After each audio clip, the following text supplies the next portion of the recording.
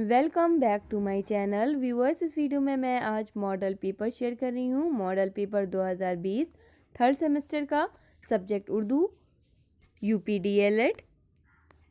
इसमें total 18 questions आते हैं, 5 मारूजी सवालात यानी कि ऑब्जेक्टिव टाइप क्वेश्चन 5 आते हैं, शॉर्ट आपके 6 आते हैं, एक एक नंबर के। ऑब्जेक्टिव क्वेश्चंस भी एक एक नंबर के होते हैं, लॉन्ग जो हैं वो 2-2 नंबर के होते हैं। 7 क्वेश्चन टोटल, इस तरह से 25 मार्क्स का ये पेपर आता है। समय जो होता है वो 1 घंटे का होता है। तो चलिए स्टार्ट करते हैं मारूजी सवालात के साथ। आपके एग्ज़ाम करीब आ गए हैं, डेट आ चुकी है। अगर आप मारूजी सवालात एग्ज़ाम में सही करके आते हैं तो आपके नंबर काफ़ी अच्छे आ सकते हैं, काफ़ी अच्छे आने के चांसेस रहते हैं अगर आपके सारे ऑब्जेक्टिव क्वेश्चन सही होते हैं 5 मार्क्स के। तो चलिए देखते हैं। सबसे पहला जो मारूजी सवालात यहाँ पे पूछा है मैंने, पहला है, कौन से सवालात तमहीदी सवालात कहलाते हैं। जब आप कोई टॉपिक क्लास में पढ़ाने जाते हैं उससे पहले बच्चों से कुछ सवाल करते हैं उनके पूर्व ज्ञान को जानने के लिए।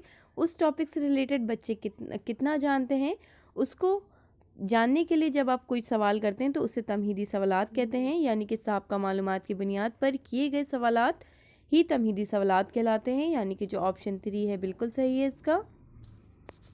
उसके बाद यहाँ पे है सेकंड क्वेश्चन, ज़ौक़ सलीम की तरबियत ज़बान के किस मकासद के तहत है। पहला है तहज़ीबी मकासद, दूसरा है अफ़ादी मकासद, तीसरा है इजहारी मकासद और चौथा है कोई नहीं। तो इसका जो सही जवाब है वो है तहज़ीबी मकासद। तहज़ीबी मकासद के अंदर 3 पॉइंट्स मैंने लिखाए थे, ज़ौक़ सलीम की तरबियत, इखलाक की तरबियत, फ़ैसले और तख़ील की मशक़। और जो अफ़ादी मकासद है इसके अंदर 4 पॉइंट लिखाए थे, बोलना सिखाना, पढ़ना सिखाना, समझना सिखाना और लिखना सिखाना। इसलिए जो इसका सही आंसर है वो है ऑप्शन नंबर 1। तहज़ीबी मकासद के अंदर ज़ौक़ सलीम की तरबियत आता है। उसके बाद थर्ड क्वेश्चन है, गज़ल की तदरीस का बुनियाद। इसका जो सही जवाब है वो है ऑप्शन नंबर 3, अदबी हुस्न, सनासी और लुत्फ़ अंदोज़ी। उसके बाद जो क्वेश्चन नंबर जो 4 है, लफ्ज़ शेर किस से बना है। लफ्ज़ जो शेर है वो शऊर से बना है। इसका मैंने एक ऑब्जेक्टिव क्वेश्चंस भी आपको कराया हुआ था। पहला यहाँ पे लिखा है शायर, सेकंड भी शायर लिखा है, थर्ड है शऊर। बिल्कुल सही जो जवाब है ऑप्शन नंबर 3। उसके बाद जो यहाँ पे क्वेश्चन नंबर 5 है, मकासद के एतबार से पढ़ाई जाने वाले असबाक को कितने हिस्सों में तकसीम करते हैं। 2 हिस्सों में। इसलिए जो इसका ऑप्शन नंबर 2 है बिल्कुल सही है, ऑप्शन नंबर 2, 2 हिस्सों। उसके बाद यहाँ पे कुछ मुख्तसरीन सवालात हैं। पहला यहाँ पे है, उर्दू को लश्करी ज़बान क्यों कहा जाता है। उर्दू जो है वो तुर्की ज़बान का लफ्ज़ है जिसके मायने होते हैं लश्कर। जिस तरह फ़ौज में हर तरह के लोग होते हैं उसी तरह उर्दू ज़बान में भी हर ज़बानों के अल्फाज हैं, इसीलिए उर्दू जो है वो लश्करी ज़बान कहलाती है। उर्दू ने हर ज़बानों के अल्फाज को इस खुशउस्लूबी से अपनाया है कि वो सिर्फ़ उर्दू के ही होकर रह गए हैं, और उर्दू सिर्फ हिंदुस्तान में नहीं बल्कि हर मुल्क में बोली जाने वाली एक ज़बान है। क्वेश्चन नंबर जो 8 है, उर्दू के किसी एक नावल निगार का नाम बताइए और उसके 2 नावल के नाम लिखिए। उर्दू के जो मशहूर नावल निगार हैं उनमें से एक का नाम है प्रेमचंद। उनके अगर 2 नावल के यहाँ पे नाम पूछें तो गोदान आप लिख सकते हैं, गबल लिख सकते हैं। उसके बाद जो क्वेश्चन नंबर 8 है, कवायद की तदरीस का असल मकसद क्या है। कवायद की तदरीस का जो असल मकसद, जब भी आप कोई नई लैंग्वेज सीखते हैं तो उसकी आपको ग्रामर जानना ज़रूरी होता है। कवायद मतलब होता है, अगर इंग्लिश में समझे तो ग्रामर। कवायद से ज़बान की जो बनावट होता है उस बनावट का इल्म होता है। कवायद से उस ज़बान का सही लिखना, पढ़ना, बोलना आता है। कवायद ज़बान की गलतियों से आपको बचाता है। इसका मैंने कवायद पे पूरा नोट्स आपको दिए हुए हैं, एक वीडियो इस पे बनी हुई है कवायद पे, आप चाहें तो उसे देख सकते हैं। उसके बाद जो क्वेश्चन नंबर 9 है, समई व बसरी आलात के नाम बताइए। समई व बसरी मतलब जो सुनने और देखने वाली, जैसे कि टेलीविज़न आ जाएगा, मोबाइल आ जाएगा, आपका कंप्यूटर आ सकता है। उसके बाद जो क्वेश्चन नंबर 10 है, क्वेश्चन नंबर जो यहाँ पे 10 है, उर्दू तदरीस के तरीके बताइए। ये टॉपिक मैंने पार्ट 3 वाले पोर्शन पे पढ़ाया हुआ है। पार्ट 3 जो मैंने वीडियो डाली हुई है उसमें उर्दू पढ़ाने के तरीके मैंने बताया हुआ है। उर्दू पढ़ाने के तरीके को मैंने 3 हिस्सों में तकसीम किया हुआ था, तरकीबी तरीका, तहलीली तरीका और मखलूत तरीका। तरकीबी तरीके को 3 हिस्सों में आप तकसीम कर सकते हैं, इब्जदी तरीका, सूती तरीका और सूतियाती तरीका। उसके बाद तहलीली तरीके को मैंने 3 हिस्सों में तकसीम किया हुआ है, जुमले का तरीका, कहानी का तरीका, इब्जदी तरीका, अज्जाई तरीका।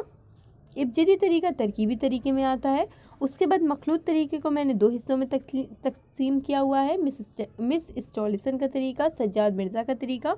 इस तरह से आप चाहें तो पार्ट 3 वाली वीडियो देख लीजिए। उर्दू तदरीस के तरीके आपको टॉपिक पे नोट्स मिल जाएंगे। उसके बाद जो क्वेश्चन नंबर 11 है, इस्म नकरा की तारीफ़ कीजिए। इस्म नकरा अगर इंग्लिश में कहें तो इस्म नकरा को इंग्लिश में कॉमन नाउन कहते हैं। कॉमन नाउन यानी कि इस्म नकरा को अगर आप उर्दू में कहें तो इसको इस्म आम भी कहा जाता है, यानी ऐसे इस्म जिससे किसी खास मकाम, शख्स या किसी खास चीज़ का इल्म ना हो बल्कि आम चीज़ का हो। मसलन जैसे कि आप कहें मकान, किताब, ये आम वर्ड हैं तो इसलिए कॉमन नाउन को ही इस्म नकरा कहते हैं। इसको भी मैंने पढ़ाया हुआ है ग्रामर वाले पोर्शन में, कवायद के पोर्शन में। आप चाहें तो वीडियो देख सकते हैं पुरानी। 12th नंबर का जो ये क्वेश्चन है, तालीम के हुसूल में मादरी ज़बान की क्या अहमियत है। तालीम के हुसूल में मादरी ज़बान की बहुत अहमियत होती है। बच्चा मादरी ज़बान अपनी माँ से सीखता है, जो माँ को बोलता हुआ सुनता है उसी से वो सुनता है, वैसे ही बोलने लगता है, समझने लगता है लैंग्वेज को। लिहाजा अपने ख़यालात, जज्बात, तसव्वुरात, ख्वाहिशात और तजुर्बात का इजहार वो वाज़ेह तौर पर और मुकम्मल तौर पर बआसानी कर लेता है। उसके बाद यहाँ पे जो क्वेश्चन नंबर 13 है, मंसूबे सबक की तैयारी और उसकी अफादियत बयान कीजिए। मतलब अफादियत मतलब होता है फ़ायदा। मंसूबे सबक की तैयारी से क्या फ़ायदे होते हैं। मंसूबे सबक अगर आप किसी टीचिंग के लिए जा रहे हैं, अगर आप उससे पहले उसका मंसूबा सबक तैयार करके रखेंगे, लेसन प्लान बना के लेके जाएंगे तो आपकी जो टीचिंग है बहुत दिलचस्प हो जाएगी। मंसूबा सबक कैसे बनता है उस पर भी मैंने वीडियो बनाई हुई है, अलग पर्टिकुलर एक वीडियो बनी हुई है मंसूबे सबक पे। उसके अलावा मैंने इंपॉर्टेंट क्वेश्चन पे भी मैंने एक नमूना बना के दिखाया है मंसूबा सबक पे। उसके बाद यहाँ पे है खुतूत नवीसी। अगर हिंदी में कहें तो खत लिखने की कला को ही खुतूत नवीसी कहते हैं। इस पे भी मैंने वीडियो दी हुई है खुतूत नवीसी। क्वेश्चन नंबर जो यहाँ पे 15 है वो है गज़ल और नज़्म में फ़र्क बताइए। गज़ल के जो लग़वी मायने होते हैं वो होते हैं औरतों से बातचीत करना, उनकी हुस्न व इश्क का जिक्र करना ही गज़ल के अंडर में आता है। बल्कि जो नज़्म होती है तो नज़्म के जो लग़वी मायने होती हैं वो होते हैं मोती परोने के हैं, लेकिन इस्तिलाह में कलाम मौजू को ही कहते हैं। कलाम मौजू से मुराद है शेर से है। इस तरह से मैंने इसका भी डिटेल दिया हुआ है आपको। गज़ल और नज़्म में फ़र्क भी मैंने इंपॉर्टेंट क्वेश्चन वाली वीडियो में बताया हुआ है। क्वेश्चन नंबर यहाँ पे जो 16 है, निज़ाम तालीम में उर्दू ज़बान की क्या अहमियत है। उर्दू ज़बान की इंसानी ज़िंदगी में बहुत अहमियत होती है। इंसान समाजी हैवान है जो तन्हा नहीं रह सकता है, वो हमेशा अपने ख़ानदान, समाज, रिश्तेदारों और दोस्तों अहबाब से ताल्लुक़ कायम रखता है। इन सारे ताल्लुकात की जो बुनियाद होती है वो ज़बान ही होती है।